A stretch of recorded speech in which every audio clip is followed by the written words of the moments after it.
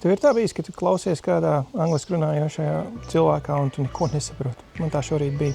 Šeit Jaunzēlandē no rīta aizbraucu uz vietējo kafejnīci. Nav pirmais gads, ka mēs tur viesojamies un aizbraucu, un tur bija dažādi vecīši vīriņi sanākuši. Pa kreisi roku Deivam izrādās šodien bija dzimšanas diena. Deivs ir brīvprātīgais ugunsdzēsējs.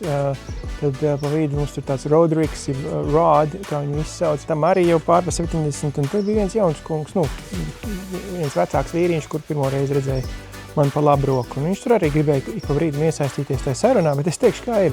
Labi, tā kafejnīca nebija diktiņa klusa. Bet viņš arī klusi runāja, un arī viņš kaut kā tos vārdus tā kaut kā tā murmināja zem deguna, un viņi bija grūti saprast. Un, protams, es izmantoju vārdiņus, ko bieži vien angļu valodā, ja kaut ko nesaprotu, var pateikt, pardon, could you repeat that again, please? What were you saying? You were saying? Un, jā, vienā brīdī. Un citu reizi teikšu šitādā te veidā. Un tad ir vienkārši sēdi, tā es arī darīju. Ok. Un mēģinu nopēlēt to, vai tas bija jautājums, vai viņš vienkārši kaut ko stāst. Ja vienkārši kaut ko stāst, tad var tālu tikt arī vienkārši.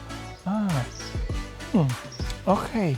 Ja jautājums tad gan, you were saying, tā kā, ja tu kādreiz sastopies ar tādu lietu, kā nesaprast angļu valodu, pat ja tu esi, mācījies, un bieži vien mums starp citu ir bijis tāds tēma, ka, es skolā visu saprotu, skolotāji saprot, bet es aizbraucu uz ārzemēs, neko nesaprotu. Tā gadās visiem. Tā tas ir visās situācijās. Nestraucies.